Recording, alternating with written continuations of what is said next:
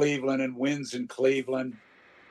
I mean, are we in this thing now where if these superstars are gonna say, I want to go where I have got a legitimate chance to win a cup? If you're gonna have all that pressure on them, don't you go where you have the best chance to win? I hope he signs in Edmonton. I hope Kaprizov signs in Minnie, but they will be short-term deals in my opinion. So we've gone this far and haven't talked about the Connor McDavid situation.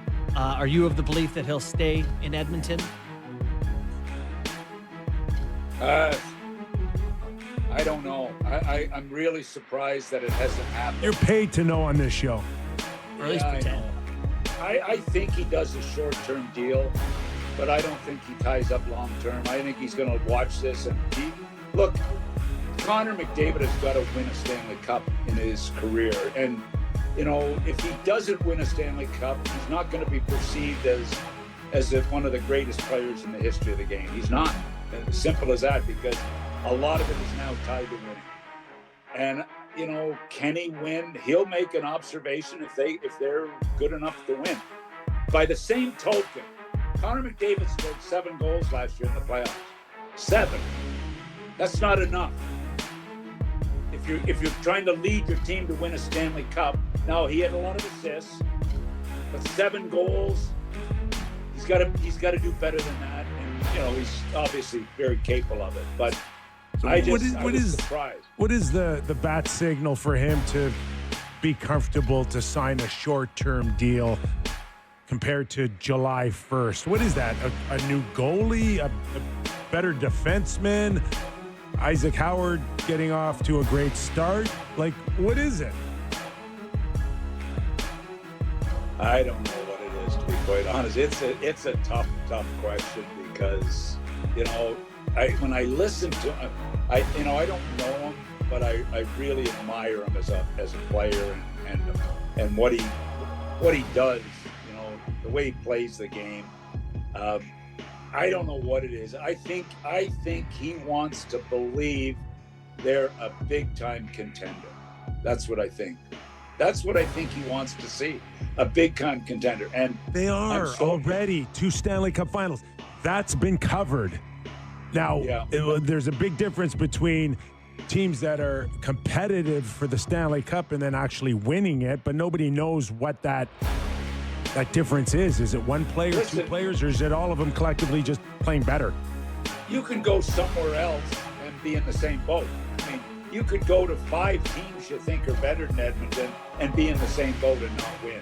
That's you were on a Stanley Cup champion. It's a major hurdle to overcome. Crapshoot. That's what it is. Just roll the dice. Yeah, you're in one of the few teams that can do it. 1 of 5. 1 of 5. That's 1 of what 6. You've got to be. That's where you got to be. And today, you would say he is. Now, are they close to Florida today? No, they're not close to Florida. If Barkov's healthy, they're not close to Florida again. But who else is? Who else in the league is? I got Tampa Bay as one of the closest teams still to Tampa Bay. Lots to like and after there. that, there's not many in the league that are. Well, we're hitting on all the big ones. What about your boy? You got an East Coast champ there in Sidney Crosby, whose name's coming up. His agent's talking about him. I'm sure you and Sid have had some scotches late at night this summer, heart to hearts, and he's told you what's going on. Well, what are you learning? I can't say, guys. I just can't. I haven't seen him. I'll tell you what. Tell me I'm crazy. And I was thinking we will for sure, today, but go on. He's still a top 10 player in the world. Sidney Crosby, top 10 player in the world. And at Christmas, if they're going nowhere, which I suspect they'll be, I've got to believe he's walking in the office and asking, "Here's my teams. I want to be traded." I would suspect that's what's going to be the case if Pittsburgh really stumble. I've got to believe Sid wants to win another championship, and he's still that good. That good. It'll be set up after the Olympics. That's what I'm So we're predicting. talking February 28th to March 7th. Between February and March, I think we'll have I think the legwork should be done by then. Doug talked to Montreal needing a 2C. I don't want to be an insider on this show, guys. I'm on here for knowledge, not an insider. Okay, if you want an insider, bring Elliot on. You know, I'm more of a hockey purist. Or critic. I'm not an insider. Or podcast critic. A hockey critic's a good label. Doug McLean, hockey critic. The title of your next book there, Grisham. And you do have a book, don't you? You working on something else now? Is that Draft Day? Bestseller. Draft Day. By the way, it's still selling. I just got a royalty check the other day. Yeah, anyway. So we are paying you in some way. You're benefiting from our show. I like the new book. I interviewed 25 guys this summer, GMs, current GMs, former GMs, and hockey people all summer. And I think it's going to be a fun book. It's it's really a day. I don't have a title for it yet, but a day in the life of an NHL GM. I think it's going to be pretty good, actually. So I've had some great chats with a lot of great guys. And tell us about the ones that just hang up on you right away.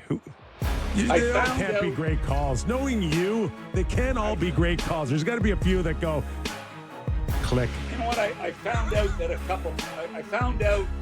couple people hate my guts. We all learned that along the way. Care to share which ones? No, I can't. I was caught off guard by it. But anyway, now there's shocking news. I wish him well. I hope he doesn't use me as a reference, but I guarantee he won't. Good to know. So, talking about the Oilers and Stanley Cup contention, they have Calvin Pickard, and they let Ingram go through waivers the other day. Any thoughts on if they should have grabbed Ingram there? No, I wouldn't. No, I still think they have, I think they've got to do better than that. But, I mean, look, he was fine last year. Just on that, I've got the two most improved teams in the NHL this year, Utah and Anaheim. Utah have got a lot of good things going on with that team and the organization. And I'll tell you what, if Anaheim get the kid signed, that's holding out, they're going to be a tough out, Anaheim. I think Q will help there big time as far as more of a defensive style game. And I think Utah and Anaheim are going to make some noise in the West. I really do. Can I ask you about Winnipeg and Jonathan Toews and being off for a couple of years and coming in? A commitment of $7 million. I know only 2 of it is on the AAV, but he does have bonuses of $5 million here. And what you expect out of, I guess, a 37-year-old who's been off for 2 years?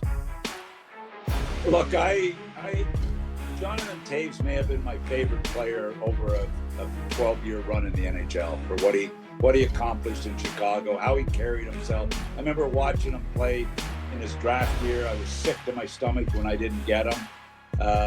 We were praying we'd get him or Stahl or one of those big centermen, Anyway, we got Broussard, who played 1,000 games, but big drop-off after 3 or 4. But I love Jonathan Toews. I like the signing. I think Edmonton need a little bit of, or Winnipeg need a little bit of that.